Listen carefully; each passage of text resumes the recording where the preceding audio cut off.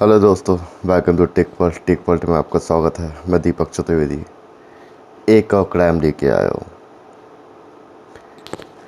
अभी हाल ही में इतना पैसा सामने आया है कि आप गिन नहीं पाओगे, आप सोच भी नहीं पाओगे, और जिसका है वो भी नहीं गिन पाएगा कि मेरे पास कितना पैसा है। हालांकि दिखने में ज़्यादा बड़ा इंसान नहीं है, लेकिन आप देखें 257 करोड़ केस,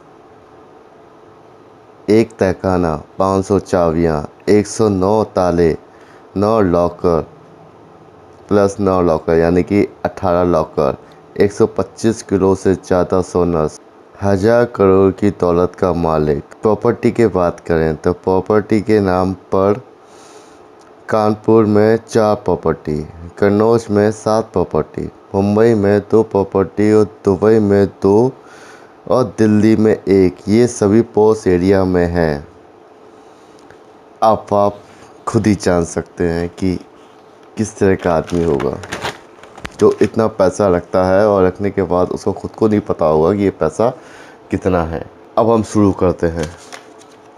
अक्टूबर 2021 अहमदाबाद गुजरात में DGGI directorate of GST intelligent की टीमों ने एक एक करके 4 ट्रकों को पकड़ा। उसमें पान का मसाला भरा हुआ था, लेकिन देखने वाली बात यह है कि लाखों का सामान होने के बावजूद भी इनके पास एक भी बिल 50,000 से अधिक का नहीं था। अब सोचने वाली बात है, 50,000 से इतना बड़ा माल टका हुआ है, लेकिन 50,000 से ज़्यादा नहीं था। इसका कारण है कि 50,000 से ज़्यादा का सामान हम एक स्टेट से दूसरे स्टेट में ले जाते हैं तो ई-वे बिल बनवाना पड़ता है, जिसमें टैक्स लगता है। अगर आप 50,000 के अंदर ले जाते हैं तो ई-वे बिल की ज़रूरत नहीं पड़ती है। अब ये ई-वे बिल क्या है, जो मैं आपको बता चुका हूँ। ये GST के दायरे का बड़ा बिल है, जो 50,000 से एक स्टेट से दूसरे स्टेट या दूसरी कंट्री तो दूर की बात होगी, एक स्टेट से दूसरे स्टेट में जाने के लिए ई-वे बिल की ज़रूरत पड़ती है। अब महाराज इनको बचाने के लिए 50,000 से कम का बिल बनाया, जिसमें खुद ने अपना टैक्स बचाया, लेकिन सरकार के हिसाब से चोरी करी। जब DGGI ने ये जांच शुरू करी तो इसका कनेक्शन कानपुर से पाया गया।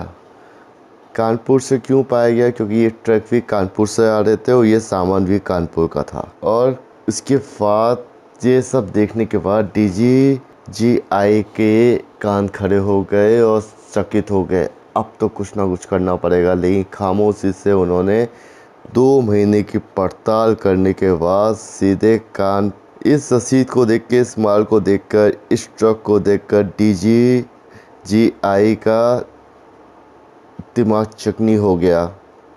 सोच में पड़ गए, हाउ कैन पॉसिबल, ये कैसे हो सकता है। और खामोशी, इतनी खामोशी की कानों कान खबर ना पड़ी, जांच कर ली, इसकी जांच में लग गए। इन लोगों ने कभी सोचा नहीं था, सोचा भी नहीं होगा या सोचा नहीं था कि ऐसा भी हो सकता है कि छापा भी पड़ सकता है या कुछ भी, क्योंकि खामोशी से सारा काम चल रहा था, किसी को कोई शक नहीं था। 22 दिसंबर 2021 रात 8 बजे करीब ट्रांसपोर्ट नगर कानपुर में शिखर पान मसाला की फैक्ट्री पर छापा मार दिया गया। ये फैक्ट्री बाबू बोका ट्रांसपोर्ट नगर के में स्थित है।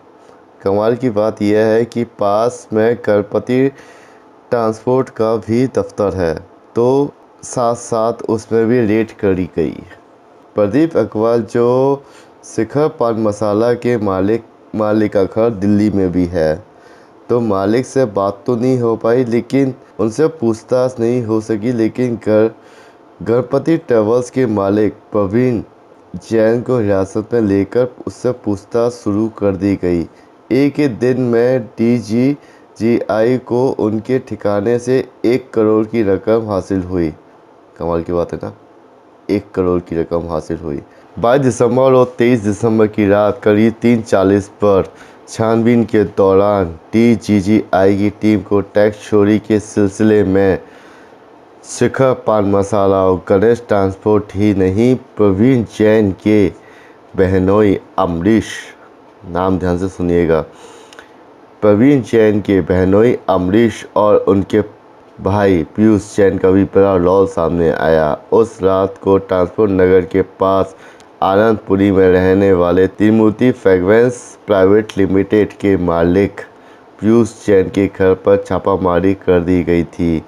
लेकिन ये छापामारी सामान्य छापामारी थी, पर एक दिन बाद 24 दिसंबर को पीयूष जैन के घर के अंदर की तस्वीर और DGGI की टीम को अलग अलग अलमारियों से 150 करोड़ रुपए से ज़्यादा का कैश मिला। अभी तो और भी बाकी है। DGGI की टीम ने इनकम टैक्स को बुला लिया। इनकम टैक्स की टीम और DGI की टीम नोट नहीं गिन पा रही थी, तो उन्होंने नोट गिनने की मशीन मंगवा ली। एक नहीं, दो नहीं, तीन नहीं, बल्कि 6 मशीनें मंगवाई। वो भी कम पड़ने लगी तो 12 और मंगवाई, मतलब 18 मशीनें लग गई। DGGI की टीम और इनकम टैक्स के अधिकारी थक गए थे नोट गिनते गिनते, क्या करें।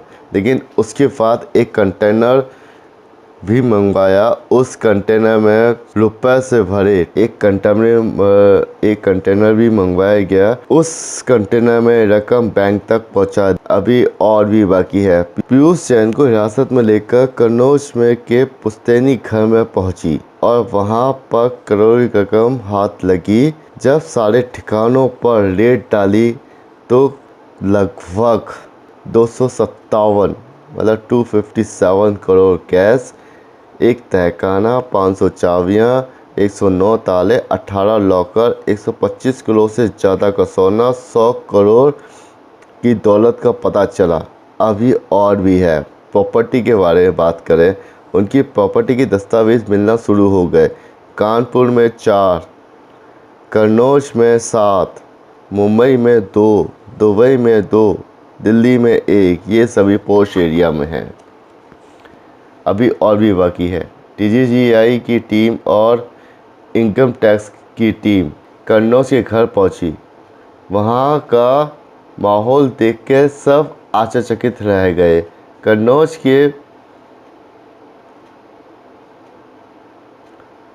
घर, पीयूष के घर की दीवारों से सोना और ज़मीन के अंदर के तहखानों से कैश निकलने लगा। शाम तक इस घर से 125 किलो सोना मिल चुका था, जो 9 बोरियों में 125 किलो सोना मिल चुका था और 9 बोरियों में कैश भरा हुआ था। यही नहीं, जबकि अनगिनत फाइलें भी मिली। कन्नौज के मकान की जांच अधिकारियों को जब 500 से ज़्यादा चाबियां मिली और 109 तालों और लॉकर को खोलने में जांच अधिकारियों के पसीने छूट गए। उन्हें लगा कि खोलने में ज़्यादा टाइम लग रहा है, पसीने छूट रहे हैं, तो हालत ये हो गई कि ताला तोड़ने वाले और चाबी बनाने वाले दोनों को बुलवाया गया। जांच अधिकारियों को अभी तक जांच में पीयूष जैन के पास लगभग 40 से ज़्यादा ऐसी कंपनियां मिली जिससे वो टैक्स चोरी करता था। अब आप ही बताएं, हाउ कैन पॉसिबल। अगर एक आदमी के पास इतना पैसा है तो हमारे देश में कितना पैसा काले धन पे जोड़ा हुआ है। GST आने से सिर्फ एक ये जो सामने आया केस, इसके अलावा ये गोरख धंधे तो ऐसे ही चल रहे थे और सब लोग पैसा कमा रहे थे। सब दबी दबी में पैसा कमाने में लगे हुए थे। हम लोगों के यहाँ सिर्फ और सिर्फ घूसखोरी चलती है कि जहाँ पैसे दो और आगे बढ़ो, जहाँ पैसे दो आगे बढ़ो। लेकिन आज ये हालत, कोई नहीं, आगे देखते हैं क्या होगा इस केस में। लेकिन हाँ, अगर ये आपको पसंद आया है, ये रिपोर्ट आपको पसंद आई है, तो टेक वर्ल्ड के चैनल को सब्सक्राइब करें, लाइक करें, शेयर करें। Thank you.